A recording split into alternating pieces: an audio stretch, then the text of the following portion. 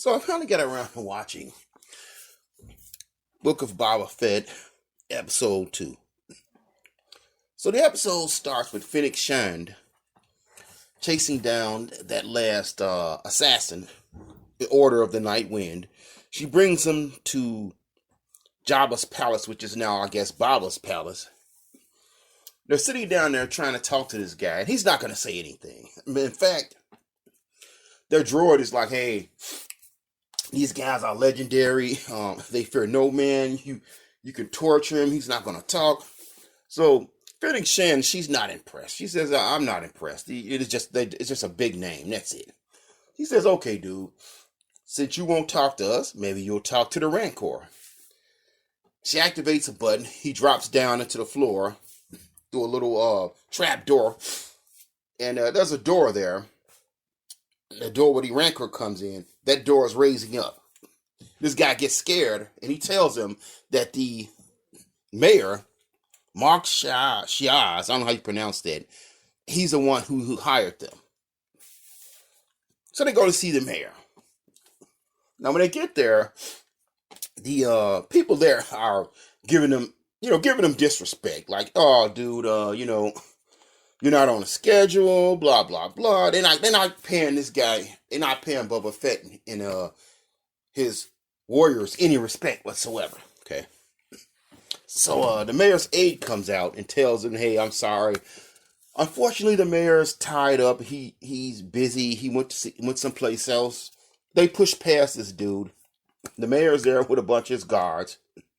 And Boba Fett says, hey, here goes your little punk assassin that you tried to sick on me. Okay. The mayor, of course, denies it. Okay. He actually has one of his guards shoot the assassin. Okay. Then he tells his assistant, here, pay Boba Fett. Thank you for turning this man into us. These gentlemen, this assassin, the Order of the Night Wind, is only authorized to act within Hutt space. So here's your bounty. Boba Fett says, look, I'm not a bounty hunter anymore, okay? But I'll take this as a tribute you should have given me. And you serve here only because I allow it. Boba goes to leave, and the mayor tells him, look, before you threaten me, perhaps you ought to stop it for a second and think of who actually sent this assassin after you, okay? He told him, man, running a criminal enterprise like this is a little more complicated than being a bounty hunter. He says, go check out Garza's sanctuary. What should I see there? So just go check it out. You'll see. So Boba and crew go there to Garza's sanctuary. The host there is sweating bullets. She's nervous. She's like, pull up a seat. We'll get you a drink. We'll sort this out. They're like, sort what out? So, oh, you didn't know? I said, no. Next thing you hear, the beat of drums. They go out in the street. Here's two big, nasty, fat, disgusting Hutts being carried on a litter. They pull up and they say, hey, this territory used to belong to Jabba the Hutt. He's our cousin. We're laying claim to it. So there's a little tense scene. Basically, Boba tells him to kick rocks. If you want this territory, you got to take it from me. All right. They say, hey, a war is bad for business. We can deal with this later. Sleep well. Basically, they hinting at the fact that they're going to try and assassinate him or do something else later on to him. In this scene, man, there's this Wookiee there. Wow, when I first saw this guy, I didn't know who this Wookiee was. I've watched all the Star Wars movies. I used to read the EU books a lot. Apparently, he's a character that was in the Marvel comics. I read those books sporadically. I'm going to be honest with you. Okay. But this dude, he's just like this big, monstrous looking character. He looks creepy. For a couple of seconds, I was like, wow, this dude is actually a little creepy. It's almost kind of like a little bit when I was a kid and I first saw Star Wars and I saw Darth Vader. You know, Vader was very creepy to me back then. This dude, he looks like that. He's very creepy, very vicious looking, okay? So, apparently, This guy was created in the Marvel comics. Who he's a bounty hunter. Him and Boba Fett have some type of history, and he actually tried to go after a Jedi in the past. Okay, Obi-Wan Kenobi, from what I understand, who gave him a scar on his eyes. I can't wait to see this dude in action. Hopefully he might. Hopefully I'm thinking he may join up with Boba Fett at some point. But anyways, Boba goes back to his little healing center, his little bacta tank there, and we go into a flashback. So I guess every time he goes into that bacta tank, that's, I guess, like a visual cue to you that we're gonna have a flashback.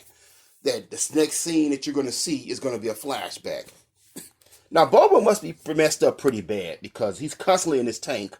At this point, there's no fighting or no action. He hasn't been injured. So I'm guessing he's still messed up from that Sarlacc pit, okay? My opinion with the Sarlacc pit is that if you understand anything about stomachs, since he was in this creature's stomach, the stomachs are full of acid, okay? Even the human stomach is full of powerful acid. And that acid would actually burn you, but you have a special coating, a lining in your stomach that stops you from getting burned. That same acid that is in the human stomach is actually inside some cleaning materials that actually do burn people every year. So you gotta assume that Sarlacc monster actually had to have some very powerful acid in his stomach. And I think perhaps that acid was creating heat and damaged Boba. It did something to him. But anyways, so we go to this scene. We go to this flashback. And Boba, he's cool with the Tusken Raiders now. At least this tribe of them. And the female Tusken Raider, or the one we assume to be a female, because you can't see their faces, she's training them how to fight. It's actually a nice little scene. The little kids are sitting around. Everybody's chilling. But then you hear this rumbling sound. And this cool train is flying by. Apparently this tribe of the Tusken Raiders know what this train is, and they've dealt with it before, because they grab their guns and they start taking up positions. And the dudes in this train just light them up. You know, they have no chance. Too fast, they too organized, they light the Tusken Raiders up. But Boba Fett tells the leader, or one of the leaders, hey, I got an idea. Give me my stick or staff or whatever, and give me a rifle. He said, I will stop this train. And they're like, dude, you can't stop the long speeder. He's like, yes, I can, trust me. So he sees some speeder bikes going past. He tracks those bikes down to some little bar or whatever. And these guys hand us they're like an alien biker gang. And they're harassing a couple, or what I perceive to be a couple. They go up there, they eat the people's food, they're drinking out of their drinks. I don't know why that scene actually is even there. I guess to show you that they're a bunch of punks and thugs. So maybe you won't feel that Boba is doing anything bad when he goes and takes their speeder bikes, which he does. So he walks in there looking all aggressive, like he want to tear somebody's head off and drink their blood. He beats the dog mess out of these dudes. I love this scene. The way the looks on the actor's face when he's hitting those dudes with that staff. Man, I actually wish this scene had went on longer. It was like a real brutal scene. And you see that this dude is one tough customer. Okay. So he takes their bikes, ties them up around one of the other bikes, and sort of drags them on back to the village. Now, you have this cool scene where he's teaching them how to ride. And actually, the explanation he gives as to how to ride, it's not complicated. Those speeder bikes actually seem pretty easy to use. But he actually has them doing like little stunts where they're jumping from one bike to the other. And he actually gives them an interesting system to signal messages to each other. Like they take mirrors and reflect the sun, I guess, in certain angles to give messages. And that's important because later on, one of the issues with this train is so fast that they shoot them and just go past. They're able to, I guess, discern the route of this train. I guess this train has a normal route. And what they do is they actually, by signaling each other, they have people get into certain positions further up ahead, so they can kill a lot of these dudes who are on these trains or taking pot shots at them. So basically, they're on the speeder bikes. They take these grappling ropes and they climb up on a train and they're kicking butt. Okay, you got this cool scene. Some of them actually get shot, but they're out there fighting these dudes on the train.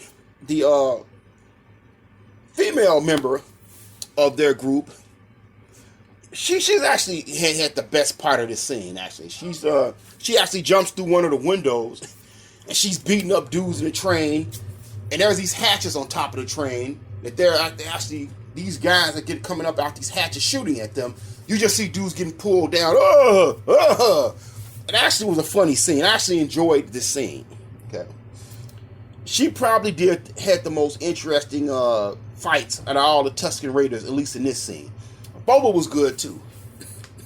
Finally, they make it to the guy driving the train, which is a droid. The droid tries to destroy the train. He hops out. They stop the train. Okay. They tell all these alien people, whoever, get the heck out of here. Okay. We taking all your water. We taking your spice. From now on, when you come through here, you got to pay money. Okay. You got to pay to come through here because this tribe is laying claim. This is a ancestral land. You got to pay. They tell Boba some crap about, hey, you know, we were just protecting our rights, our routes, and he's like, hey, these people been here for a long time, way longer than you. You gotta pay to come through here. Now get to stepping, like Martin from that TV show, Martin. Get to stepping. Okay, it's cool, man, because it actually shows you what they can do once they put their heads together in a little organization. That the Tusken Raiders actually can kick butt. That they're actually very capable. They just don't have, I guess, good strategy. Okay. Now, the next scene here is you go to, they're sitting around talking, and they give Boba Fett this little nasty little lizard thing. And the thing climbs in his nose. And it gives him a vision quest. You see some flashbacks that look like they're from some of the prequel movies. Okay, I don't really know what the significance of these flashbacks are, to be honest. I'm wondering if at some point Mace Windu was going to show up here. Okay, yeah, I didn't get the significance of those flashbacks, but maybe in the third or fourth episode you will actually understand a little bit more to why those flashbacks are important. There's some little cool scene, I guess, where he gets his own wood. He makes his own staff or whatever. Then they make him his own Tusken Raider clothing, which actually looks pretty cool. And then they all sit around, I guess, dancing around the fire, and the episode ends. You know, man, I really enjoyed this episode. There really is not much about this episode that I don't like.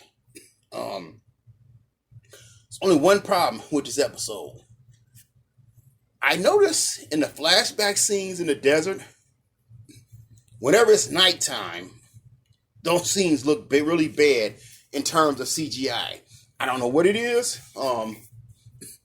Whenever he's dealing with the Tuskens in that village, the daytime scenes look great, but the nighttime scenes look bad. It looks like CGI from a PlayStation game. I don't know what it is, but it look those particular scenes when it turns to night. Looks like they're on a sound stage with some bad CGI. But that's the only thing about this episode that I can honestly say I didn't like. Beyond that, the action is great. It moves with the storyline along a little bit. Okay, the characters are good. I didn't have any problems. Okay, I hope we get more episodes like this. I know that some fans of Star Wars don't seem to like the Book of Boba Fett. And I mean, hey, that's their right. I'm loving it so far. I'm not the type of person who thinks everybody has to like something because I like it. I love it. You know, teach their own. And right now, at this point, I like this better than The Mandalorian. And you could give me a season 2 of this, okay? So just my thoughts. But I thought this was very good, man. Definitely worth a couple of watches. I've watched this episode at least 4 or 5 times already.